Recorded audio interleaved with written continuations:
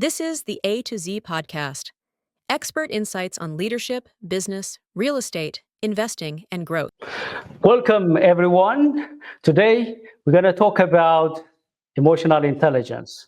We all need emotional intelligence at home, in the work, and marketplaces. To help us come up with some tools, strategies, we invited Sylvia Baffour. She is the queen of emotional intelligence. She is an author, executive coach, and a speaker. She has been helping world-class organizations to empower their leaders to develop emotional mastery. I'm going to invite Sylvia, and thank you very much, Sylvia, for coming. I know you're very busy, your plate is full, but you carved out time for me and for our audience. We are grateful. Well, thank you for having me, AZ, and for you give me a royalty status that I'm not quite sure I deserve with the emotional intelligence, but very happy to be here with you and your listeners and viewers. Thank you, thank you. I know you very well because I remember interviewing you at Channel 16 when I was in the DMV area.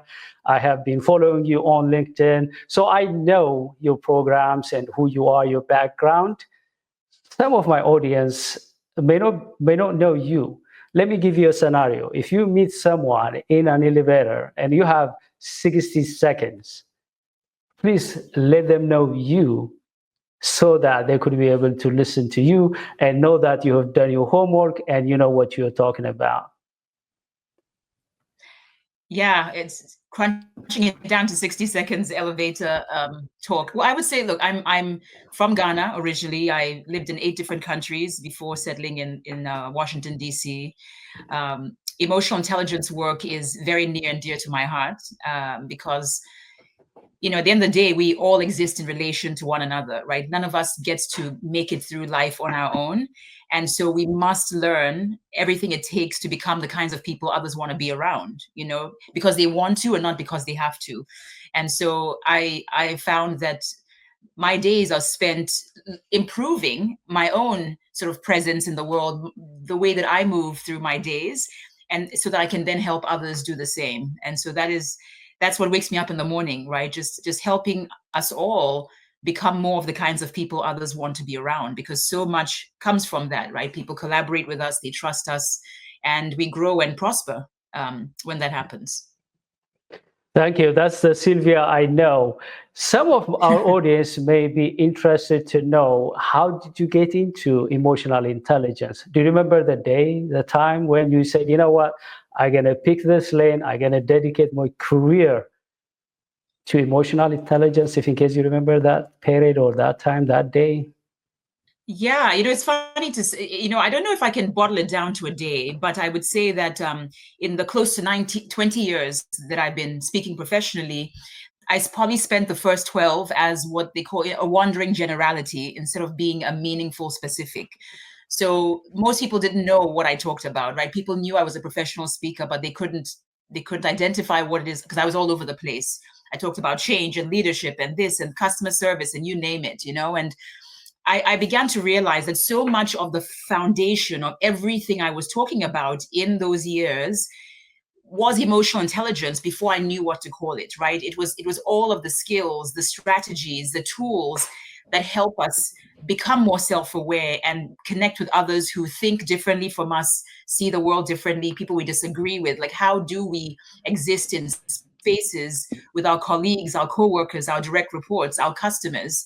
And what is all that behind the scenes work? Because one of the most simple ways I can define emotional intelligence is that it's your ability to interact effectively with other humans. That is it in the purest definition.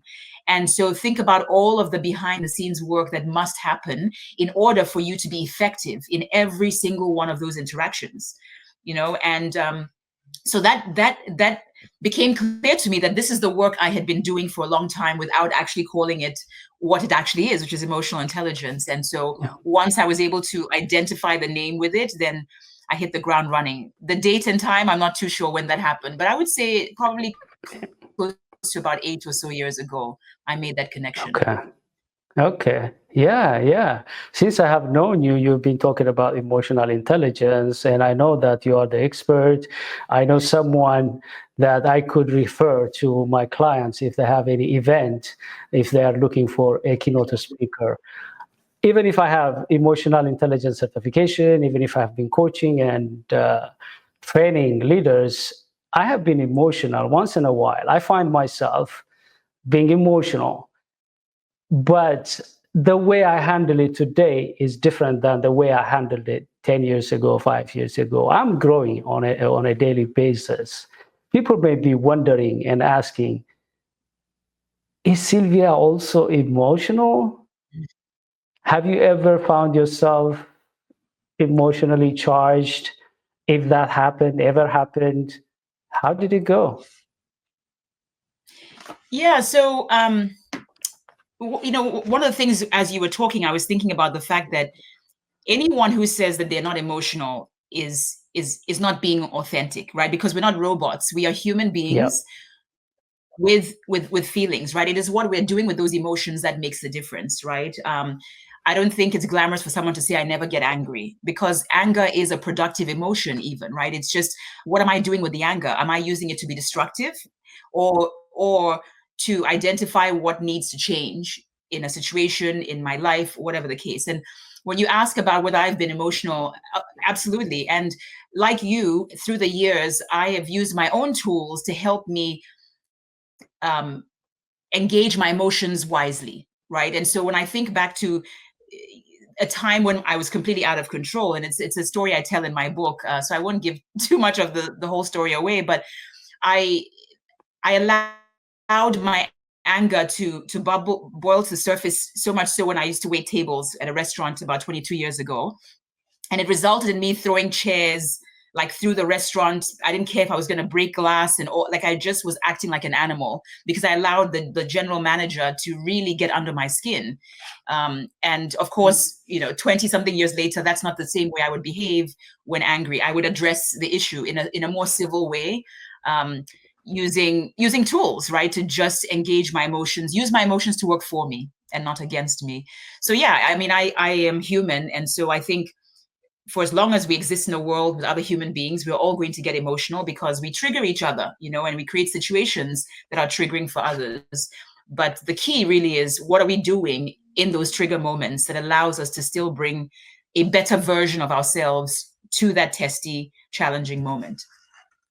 I completely agree with you. One of the misunderstandings about emotional intelligence is that people think that if they become mastery of emotional intelligence, they may not have any emotions. They think that emotional intelligence means muting your emotions or numbing yourself.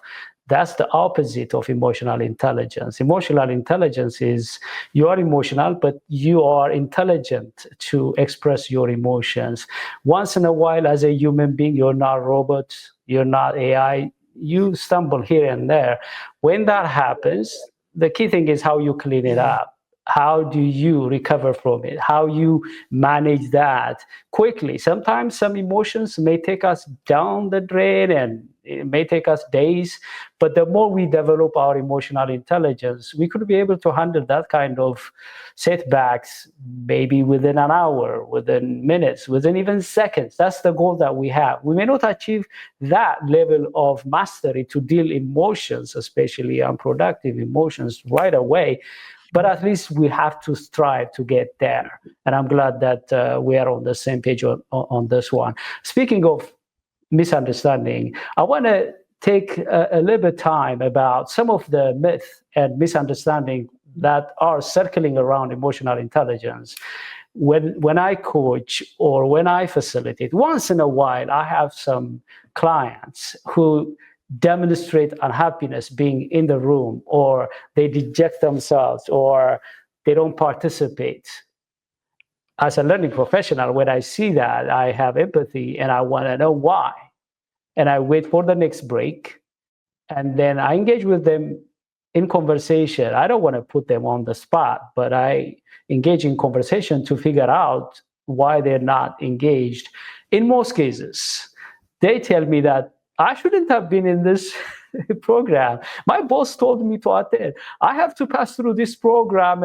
That's why I'm here. I don't want to be here. The more I ask them, I learned that they may say it differently, but here is what they're saying.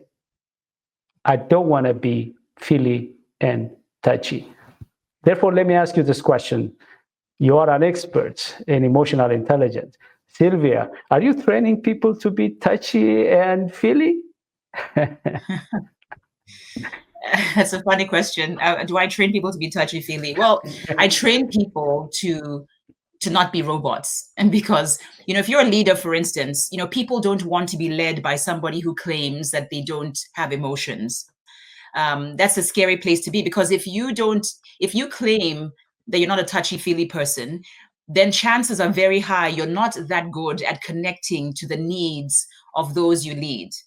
You know what I mean? And I think the person who thinks emotional intelligence is about being touchy-feely has it a little bit upside down, because the emotional intelligent leader is the one who can take someone who's being overly emotional, ground them, bring them back down to a surface level, and have them still feel like they were seen and valued, right? So, for instance, one of the things I often hear is leaders are afraid to show too much empathy to the people they lead. Like, people come to me and say, Sylvia, I get this whole empathy and emotional intelligence thing, but I don't think I can show too much empathy to my team, because they'll take it for granted. They'll abuse the privilege. They'll think I'm soft, and I'm, they'll exploit the moment. And I say that, but empathy isn't about being nice and touchy-feely. It's about, how do I allow you to feel seen and heard, even if I must disagree with you, right? So, which is really what makes emotional intelligence a difficult skill to master, because it's easy to empathize with somebody who sees the world the way you do, or who agrees with your perspectives. It's much harder to empathize with somebody who you actually disagree with, who you don't understand. It's very hard to empathize, right? Because we're human.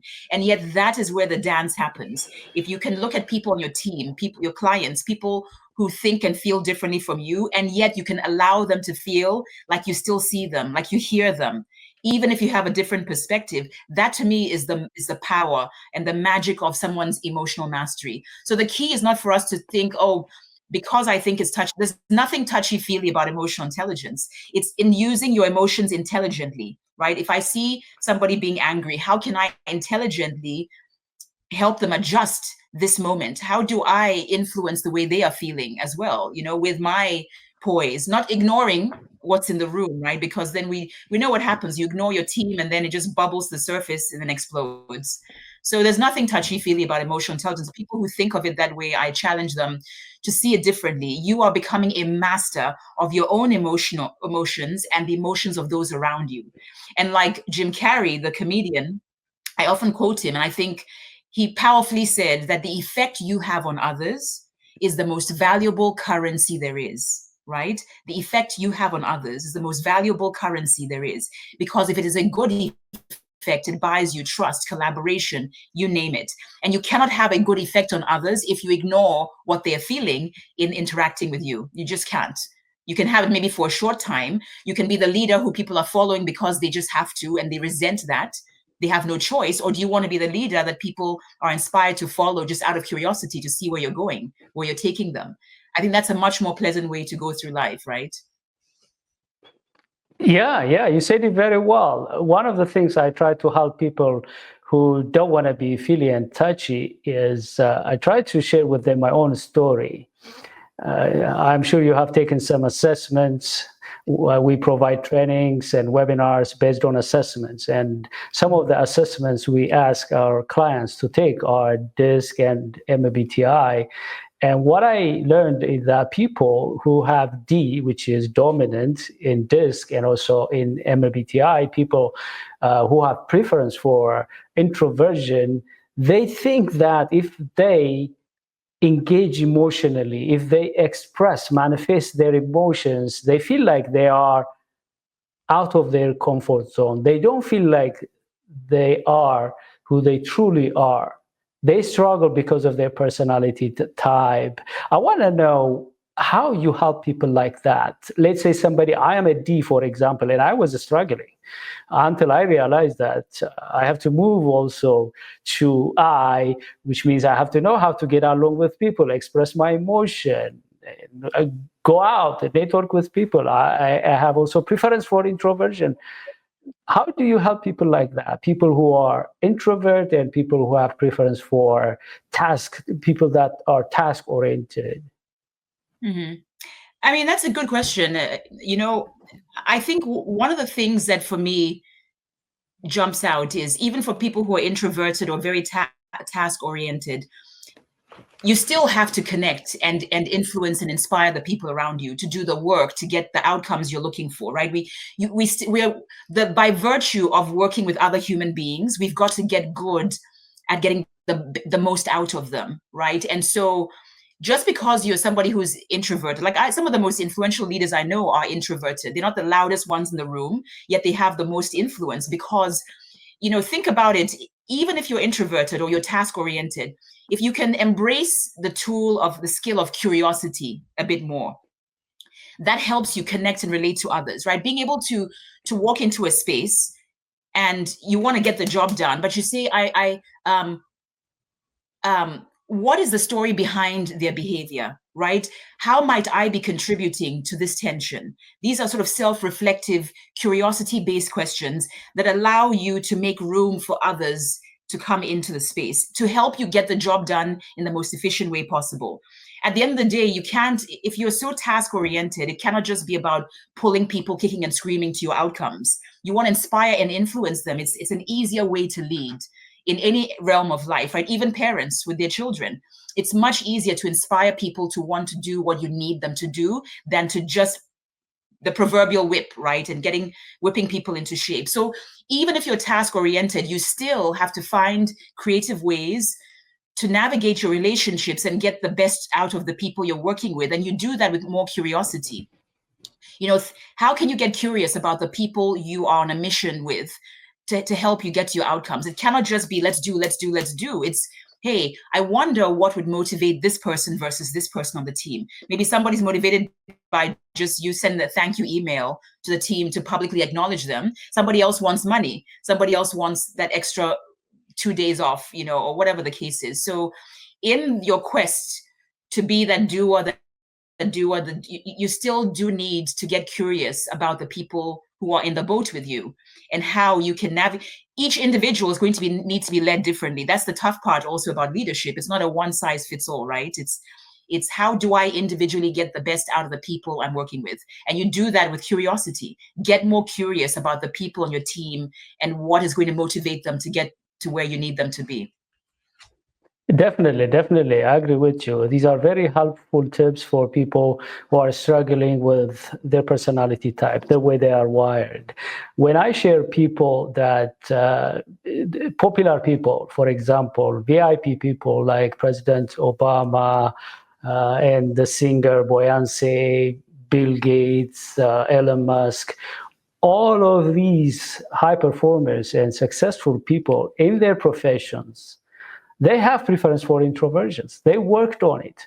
When you look at them, you think they are extrovert and you think they are wired that way, but they're not. I think one tip I got once was whenever I communicate with someone, if I know that they have preference to chit chat, when I send them email, I start with chit chatting. That's not the way I'm wired. I prefer if somebody just email me, AZ, I need this by this date. I'm okay with that because I'm task oriented. But I learned that everybody's not task oriented and I have to know how to adjust myself. That's leadership. How do I adjust with people who are not like me? And as you said, we have to know how to customize and tailor our approach based on the personality of other people. Let's also talk about emotional fitness. One misunderstanding that I have seen also is that there is a misunderstanding that we all should have the same kind of emotional intelligence profile.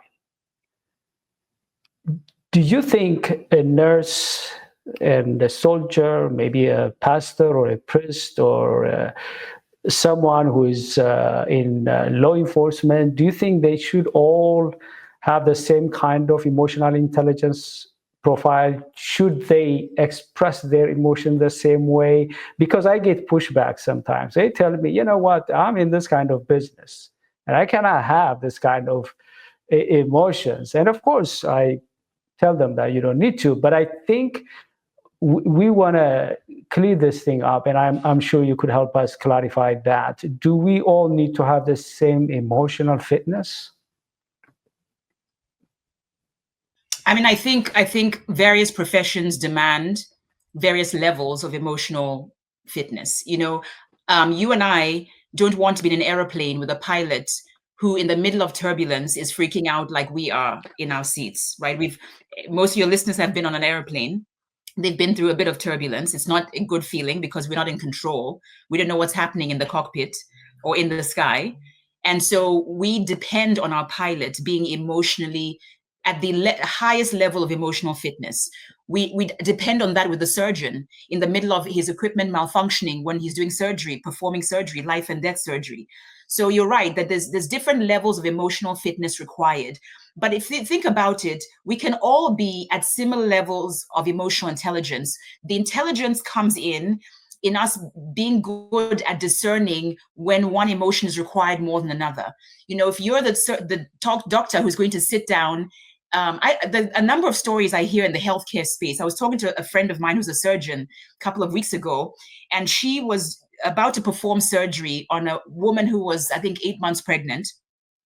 And she's in the room with the woman's husband and another surgeon who apparently doesn't have very good emotional mastery, and this guy was saying that, they found out that she had a tumor that was hiding behind the baby. So, and they were going to have to prematurely essentially get the baby out so that they could address the tumor.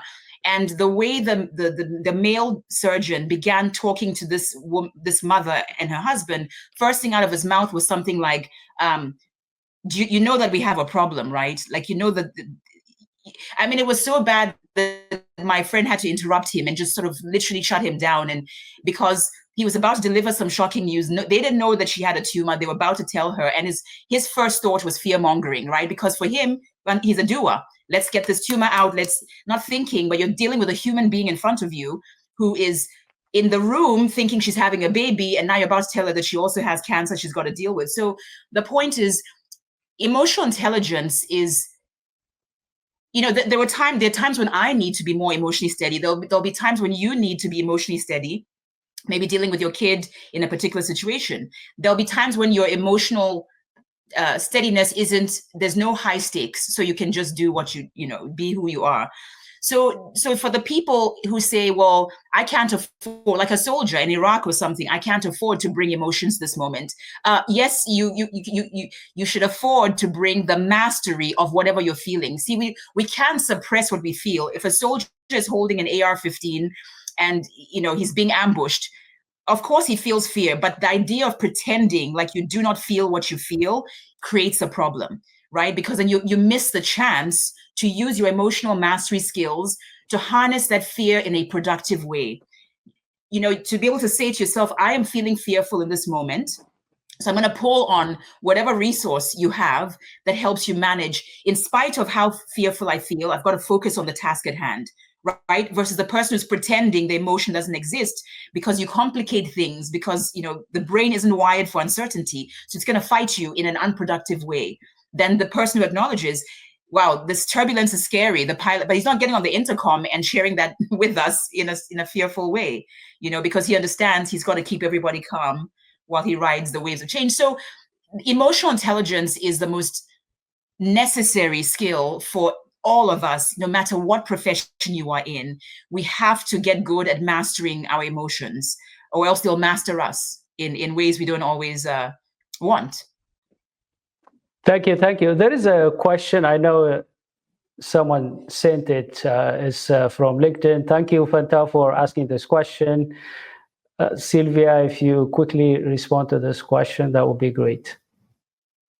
Okay, so the question, I'm just going to, I'll just read it out just so that some of your listeners know. Given all the different ways we talk about emotional intelligence and honesty, and honestly, after taking things like the MBTI twice and feeling like they just didn't get me, how can any of us truly tell if we're emotionally intelligent or if we're missing the mark beyond what we think about ourselves? I love this question, AZ, and I'll tell you why. Because I think, and thank you for the person who sent the question in, I think so often in a lot of these assessments, they're so heavily focused on what I call internal self-awareness, right? I'm going to ask you a series of questions that are going to determine, I want you with honesty to answer these questions. But to me, the most powerful piece of self-awareness is the external self-awareness. So I focus in my coaching, for instance, that 90% of what I'm assessing has to come from the outside. I need to understand how the people around you experience you. I'm not that interested in how you see yourself, because then we get into these problems of intention and impact, right? I can think of myself one way, and yet I'd be experienced horrendously in another way. So to their question, I would focus on finding some anonymous way of getting input from the people who interact with you on a daily basis. And of course you want to get honest feedback from people who care, root for your rise, as I like to call it, right? You don't want to go to everyone who hates you and then ask for their opinions, because sometimes people hate you just for the sake of hating. But I think it is so vital in a lot of these assessments, they must focus on the outside. And so like when I coach executives, for instance, I will assess you and ask you questions about how you think, how you see yourself, and how you think you move through this world.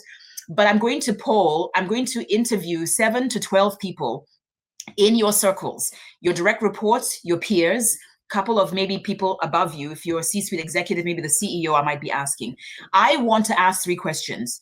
What do you think AZ is really strong at? If you were to say, identify some of the things he's really good at, what are they? Conversely, what are some areas you think he really has an opportunity to grow and become even better? What are his growth areas? And the third question, which I think is so key, is if AZ was to show improvement in these growth areas you identified for me, what would that look and feel like? And the reason that question is so powerful, if he was demonstrating growth in those growth areas, how does it manifest? What's the evidence that it's happening? Because I was once coaching a CEO, and I did this feedback stakeholder interview, these 3 questions. And I noticed a trend with about 8 people out of the 12 I interviewed, and they kept saying, oh, he's too nice. One of his growth areas was he's too nice, he's too nice, he's too nice. And I said, look, that's well and good, but I can't go back to the CEO and tell him that the majority of people think of you as being too nice. I said, what's going to be productive for him is for me to go back and say, people feel that you're too nice, and this is how it's showing up. So all of a sudden, and because then we can measure that, right?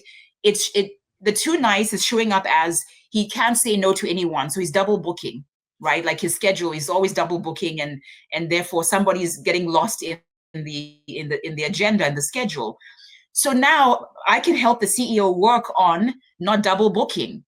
And then that becomes one piece of evidence that his niceness is not getting in the way of his effectiveness. So it's always about, how can I show growth? If you are showing growth in the areas I'm complaining about, what would that look like? If you tell me one of the CEOs I worked with, his C-suite was collapsing, and they just were so bothered by the fact that in meetings they didn't feel heard. So they would say, look, he would ask for our opinions, but at the end of the day, we didn't feel like it mattered. Like it was a waste of our time to be in that 2-hour meeting. And so one of the things I really worked with him on is what I call the 2x2 rule of inclusion. So I had him sit down. I said to him, before every meeting you go into with your team, if you have just made a decision or you're thinking about an important decision you have to make as a team, you know where you know the answer. You know where you want to go with this decision. But I said, I want you to sit down for 10 minutes before that meeting and force yourself to come up with 2 reasons why somebody in that meeting will agree with your decision. Write down 2 reasons why someone might agree. And then I want you to write down 2 reasons why someone might disagree. And then you go into the meeting having done the homework of saying, Because look, it's easy for us to find people who agree with us, right? Because it's our opinion.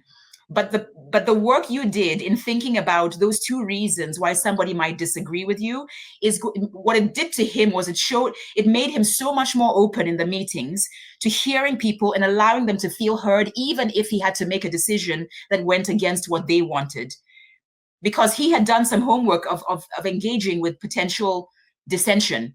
So when he went into the room, he wasn't rolling his eyes or doing stuff that they said he would do. Like his body language would change when he disagreed with people. And they could tell, oh, it's coming, right? Like, oh, here he goes. He's about to disagree with us. So that was very helpful for him. And it was an exercise he would do before every meeting. What are a couple of reasons why somebody in this room might disagree with me?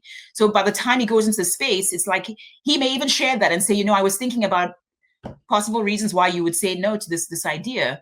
And people start to feel heard and valued, even if he had to make the final tough decision, so that's all the work behind the scenes that we have to do, right?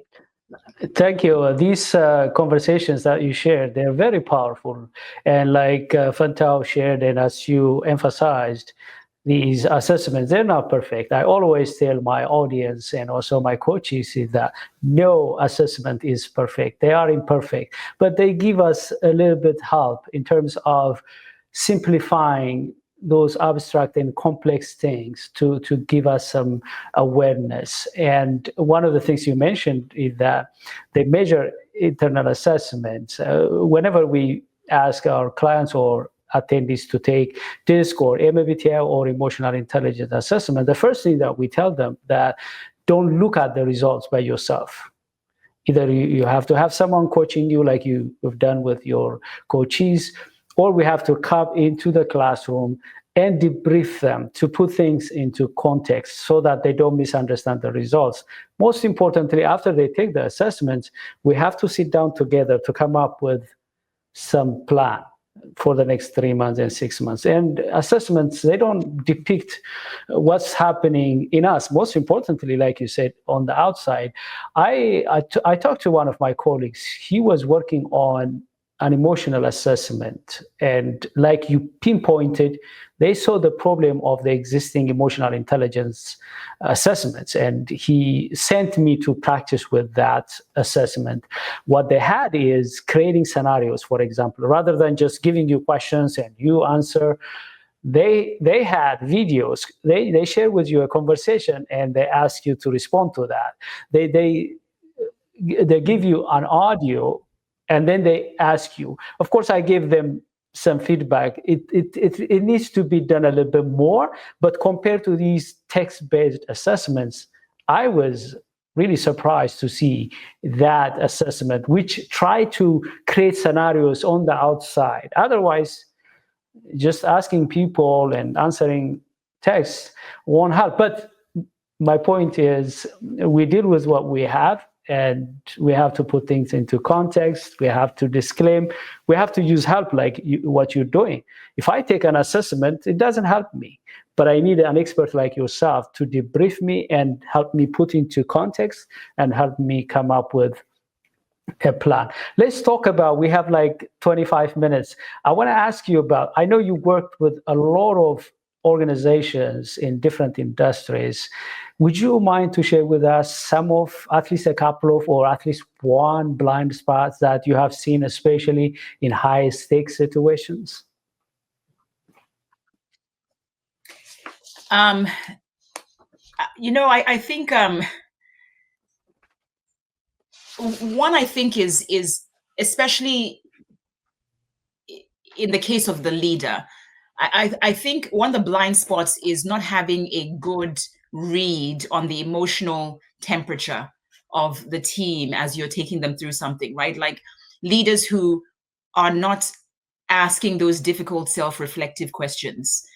That's I'm coaching someone right now, a leader in an organization, and they just had the board just had to fire the CEO because within a 4 to 5 month period, they had created such havoc on the organization. And the CEO, before they left, they wanted to, they were very self-unaware, right? They didn't see the value of executive coaching and they thought, oh well, I can coach people.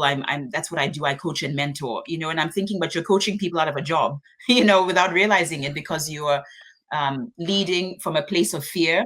You're actually practicing dictatorship masquerading as leadership,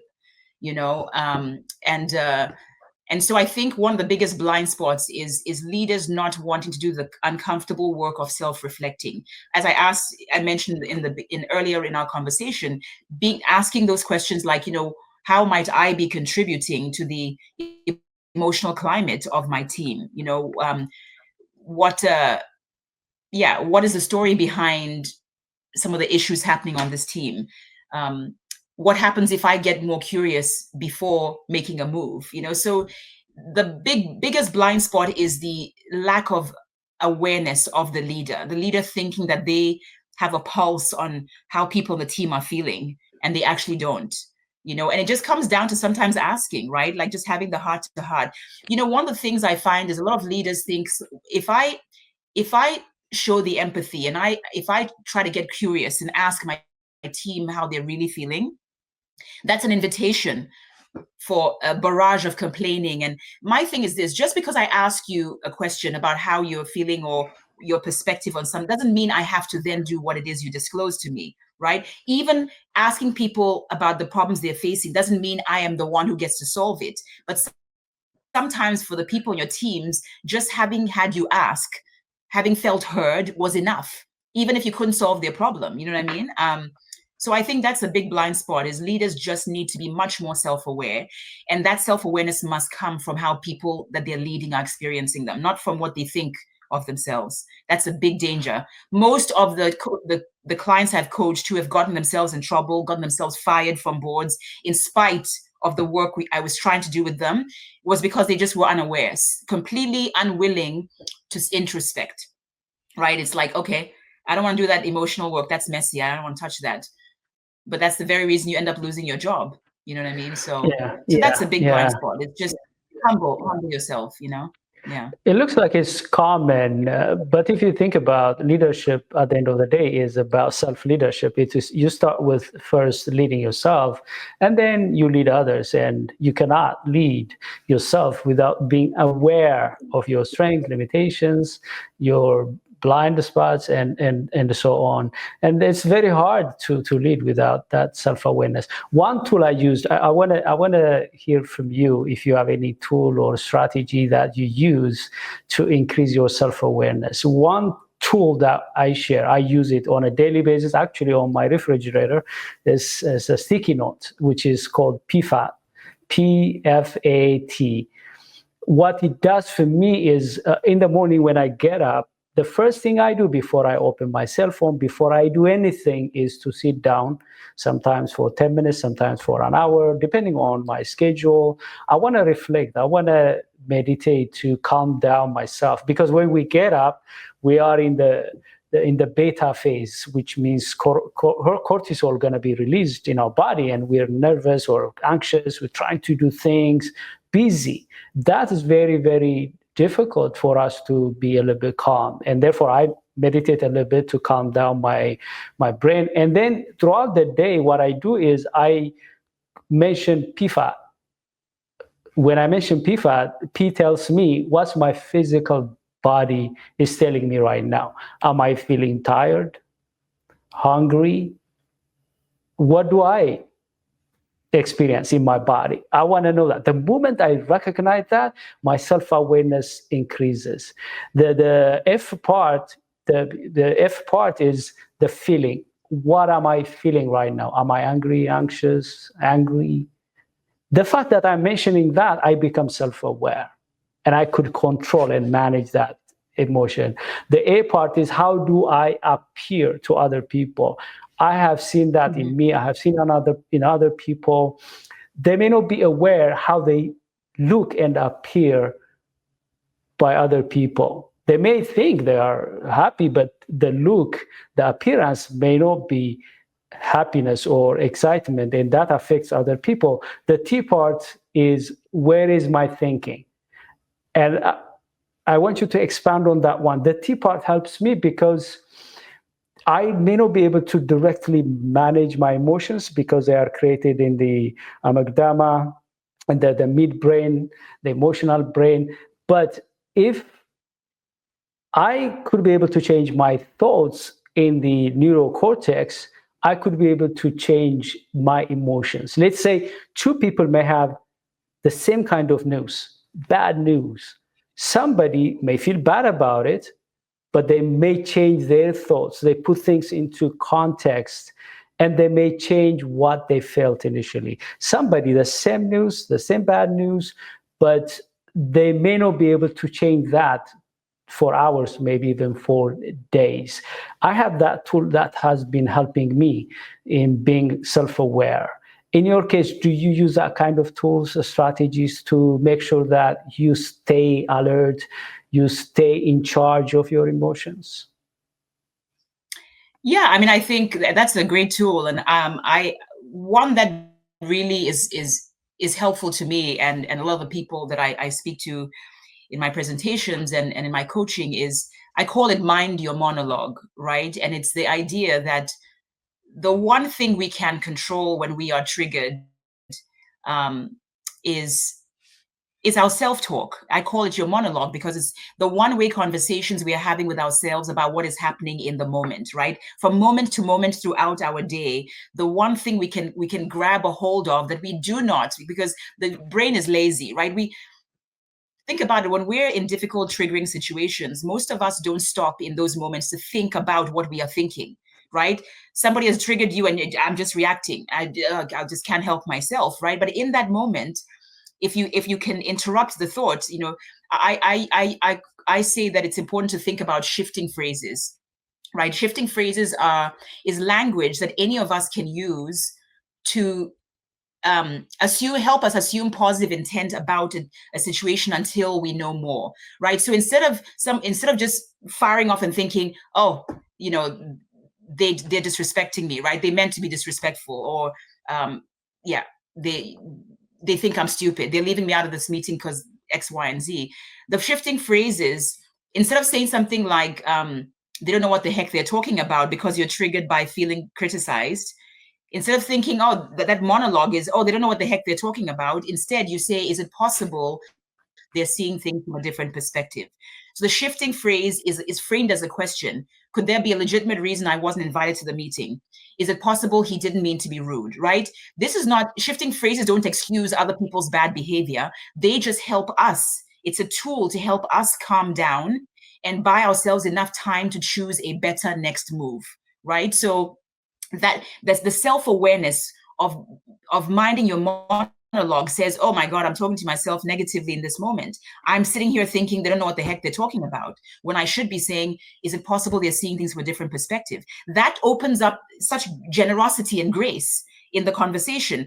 Think about it. If I'm arguing with you, AZ, and I feel criticized by you, and I'm sitting here thinking he doesn't know what the heck he's talking about, versus, I wonder if AZ is seeing things from a different perspective. Which one is going to lead me down a path of hostility versus a path of potential collaboration and openness, right? And that's important to think about your self-talk. To me, it's the most powerful thing, self-awareness tool.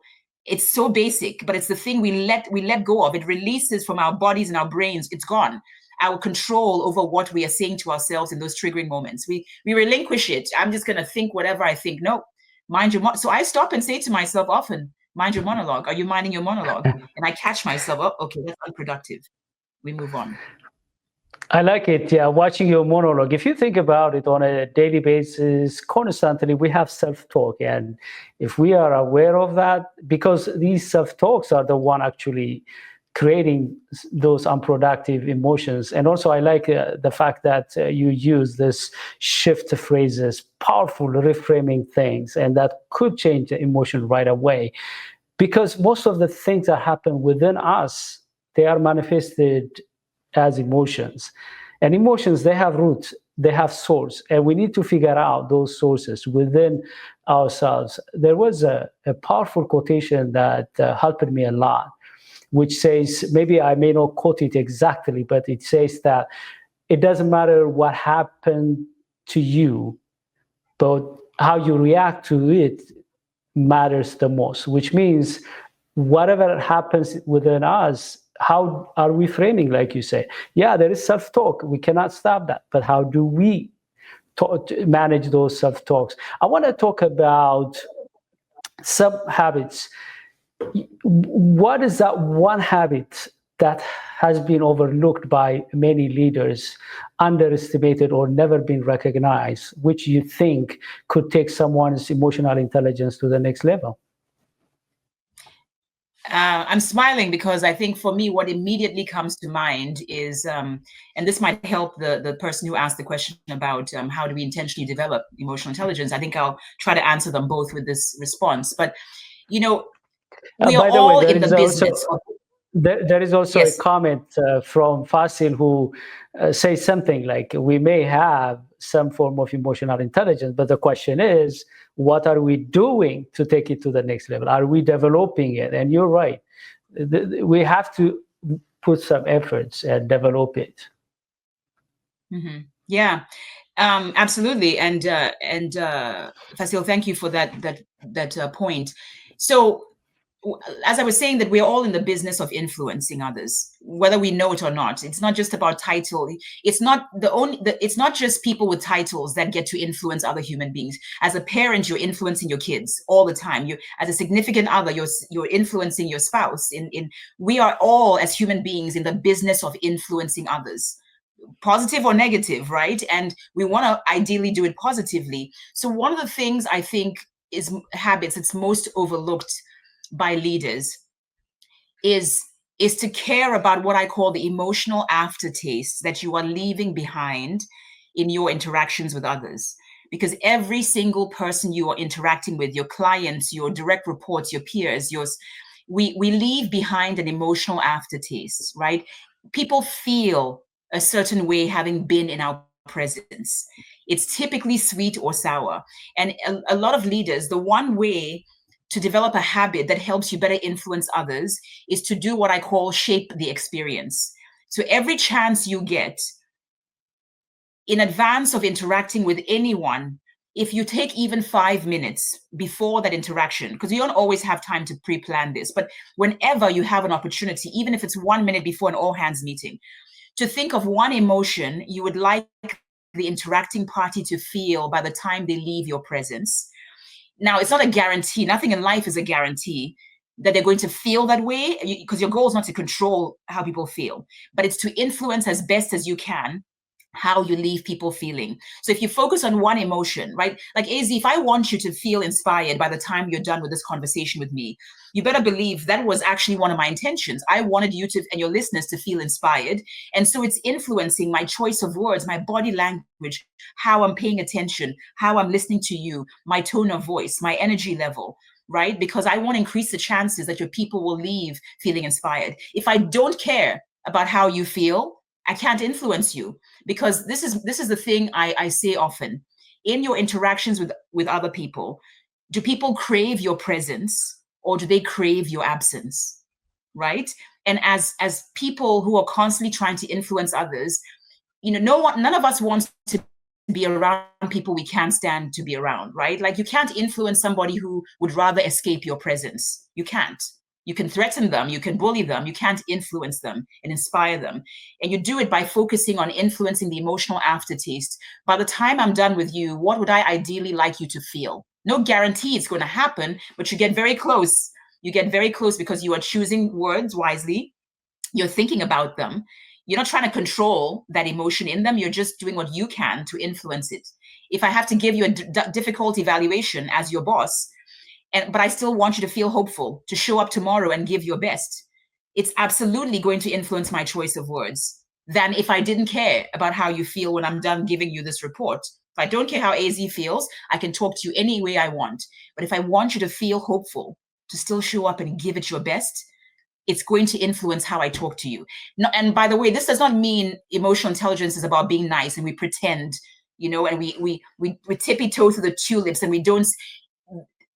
I say that kindness is not about niceness, right? Emotional intelligence can sometimes be the hardest thing. But the people who are emotionally intelligent as leaders will embrace the difficult conversations because they understand they're going to do it with the best possible intention and the best choice of words.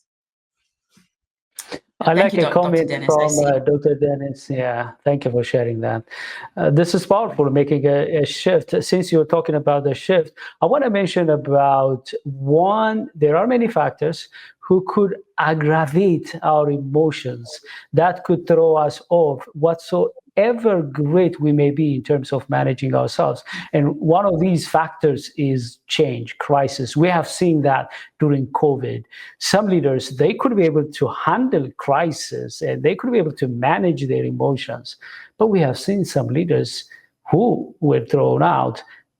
Change and crisis, they create heroes and heroines.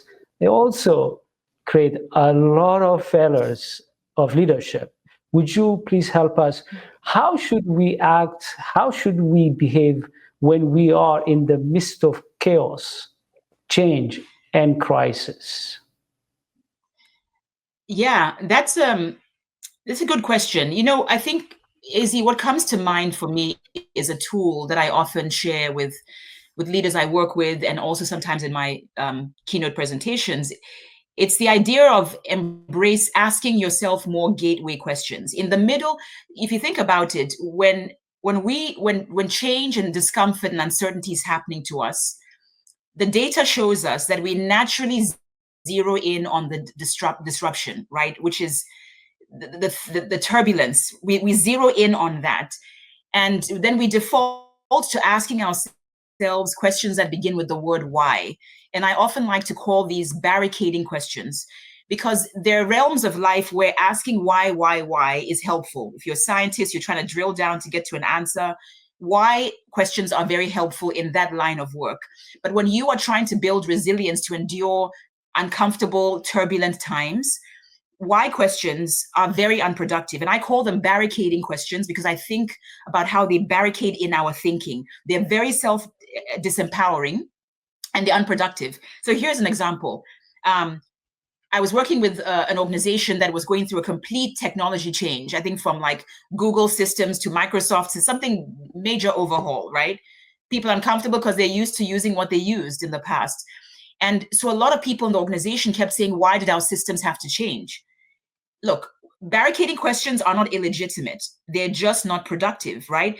That's a legitimate question to ask. Why did our tech systems have to change? But it's much more productive to ask what I call gateway questions that begin with the word how or what. And the reason I say gateway is because I think of how they open up the gates to forward thinking. So instead of saying, why did our tech systems have to change, which barricades in loaded question, much more productive to say, hey, what can this new system help me do in improving the way I do my work, right? Why aren't my ideas being heard in meetings? Is barricading. What one thing can I do creatively to present my ideas for greater impact? Because the person who's asking that gateway question is opening up the gates to say, hey, I have a colleague down the hall who I know is very effective in meetings at getting the ideas across. I'm going to go ask them what one thing I could do differently to present my ideas for greater impact. That person is looking for solutions. They're opening the gates to forward thinking versus the person who is wallowing in the corner saying, why aren't my ideas being taken seriously? I don't know why. That's not a question we want to even begin answering. It's much more productive in the middle of change and uncertainty to ask gateway questions, right? Why didn't I get the promotion I deserved? Hey, what can I do to boost my marketability and skill set? That's much more productive. So gateway questions allow us to make the most of what we can control in a changing, turbulent, uncomfortable situation. I like the idea that questions are the ones going to open gateways, and we want to have those quality questions to ask, questions that going to unleash positive and productive emotions in the midst of chaos. Since we were talking about change and chaos and crisis, I want to talk about psychological safety. We have seen it, especially during crisis, and also when a company or a team is stressed out, when the bottom falls and things are not going the way we want, when there is tension, conflict. People don't really handle it well if they don't feel psychologically safe because there is no trust. Would you help us? How do we, first of all, what's emotional safety? And then how can we create that kind of psychologically safe workplace? And what is the importance of creating that kind of environment? Why should we invest our time and energy to create that? Yeah. So psychological safety to me is just, do you create an environment where people feel like they can be themselves and speak up without fear of reprimand or even maybe losing a job, being shifted off a project, right? Like, do the people within your organization feel safe to be themselves? And I don't mean, of course, we all have to be measured in how we present ourselves to the public, right? I'm somebody who curses a lot in private, but you never hear me curse on stage ever. It's never, not even a slip of the tongue, because I understand that's not professional. You know what I mean? So psychological safety is allow your people to be themselves, because if I don't feel psychologically safe to bring up ideas and ask questions and share my concerns and fears, I'm not going to contribute to innovation in your organization, right? So the organizations that do not create psychologically safe cultures will suffer, especially in this digital age of AI, right? If your people don't feel safe to bring their ideas, their thoughts, their concerns, you're gonna shut down the culture of your organization, and eventually your bottom line will suffer. I'll give an example, AZ. I was coaching someone a couple of days ago, and their boss was soliciting guidance from the team on ways to cut down the budget and just be more judicious with how they were spending. So people are like throwing out ideas. This boss had an agenda. He was looking for a number, right? The moment he heard a particular number in terms of their savings, then he wanted to shut the conversation down. And you could see he was getting irritated because he didn't want people continuing to talk about this budget problem they were having. And my client tried to interject to share an opinion, and he just turned and shut her down instantly, just like literally like raging, like stop it, right? Like, we're done. And then in the next breath, he starts talking about how once we get this resolved, then we can get back to psychological safety. And it was such a desperate irony that here you are talking about creating psychological safety when you just shut down your staff member in front of the entire team, and did it with such aggression. You know what I mean? And so what does that do to the person who just shut down? Now they're not contributing to meetings anymore. They only wanted to speak when asked to speak. So you're losing brilliance on your team if you don't create a culture where people feel safe to speak up and share concerns. It's a no-brainer for companies to care about psychologically safe workspaces. Especially if you think about high performers, they don't survive, let alone to thrive in an environment where there is no psychological safety. And if you lose your high performers, it doesn't matter if you bring new, because they're going to leave. And it's like you said, it's a no-brainer. And also people, when they find themselves in that kind of unsafe environment, they don't provide feedback. They may tell you what you want to hear, which doesn't help. You want to know what they actually think, and they don't give you that feedback if they don't feel safe. I see a question here from Fasil. Thank you for the question. Would you answer that question quickly, Sylvia? Yeah. So we live in a constantly changing environment, work environment, which in itself creates insecurity. Absolutely. And how can we apply emotional intelligence in managing change? Back to some of the things we've already talked about, right? Like, you've got to get a hold of your self-talk. What are the conversations you're having with yourself through these difficult changing moments, right? Like, it sounds so basic, and yet it is so important. When you are managing change, so much of the change is out of your control. So what can you do internally to manage what is impacting you externally that you cannot control? You start with grounding yourself in your self-talk. Get very mindful of how you're talking to yourself through the discomfort. Are you the one who's speaking in ways that are like you're resigned to just being dragged and kicked around? Or are you then asking gateway questions, right? Minding your monologue means you become mindful of whether you are wallowing in barricading questions about the change you're experiencing, or you are starting to inspire yourself with some gateway questions that will help you find ways to manage. Look, if you're in an airplane with turbulence, you can't control the turbulence, right? You have an 8-hour flight, but you can control how you're talking to yourself, the questions you're asking in that turbulence, to ensure when you land on the ground, you don't have a heart attack, because you just let go of full control of yourself and your faculties, right? It's like, okay, this is uncomfortable, but what can I do in the next moment to ensure that I'm not just blown away by this change? Thank you very much. I wish if you have more time, but it looks like we are at the top of the hour. Thank you, Dr. Dennis, for your comment. It was very, very thoughtful. We appreciate your comment. Sylvia, last minute word of encouragement, advice, anything, and also where could people find you and your book and other products that you provide? Would you mind to share that to our audience?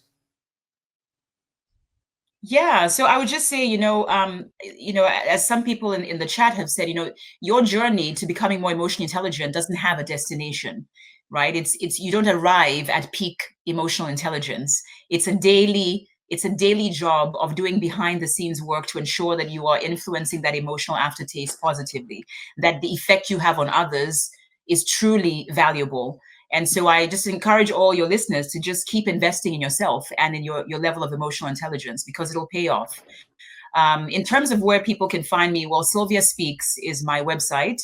But feel free to connect with me on LinkedIn and just let me know where that we connected through this listening experience. And my book, I Dare You to Care, is available on Amazon. It's available as an audiobook. That was an interesting project in me recording that, but I'm happy I got it done. But also on my website, if you want an autograph copy, then I can control that if it's ordered through my website. But if not, Amazon will be happy to fulfill that as well. And yeah, just stay in touch. I have a newsletter that I publish twice a month. It's called EI is Your Edge. And I try to keep them short and sweet, no longer than about a minute and a half read. And hopefully maybe that might be useful. So if you connect with me on LinkedIn, just be sure to subscribe to the newsletter. And that's a way to stay abreast of some of the new things I'm doing in the space. Thanks for having me. Wow. Now people understand why I call you the Queen of Emotional Intelligence. You provided us daily strategies and tools that we could use immediately to see immediate change in our emotional mastery. Go to her website, sylviaspeaks.com, and also join her on LinkedIn. She shares a lot of posts, and you don't want to miss the resources that she's sharing. Continue to work with her, grow with her emotionally. Thank you once again for coming. And also I want to thank everyone who joined us live, and those of you who are going to watch this on demand once we release it on YouTube. I appreciate you for coming, taking your time, especially those of you who shared your comment and asked questions. We appreciate you. We honor your comments and your thoughts, and thank you for your time and knowledge that you shared. That said, we look forward to see you with another interview. Stay in touch. Go to our website, www.the-A2Z-Institute.com, and also reach out if you have any questions, suggestions, what kind of guests that we should invite, what kind of questions we should ask. You can reach out, info@the-A2Z.com. Thank you, everyone. Have a great day. Thank you.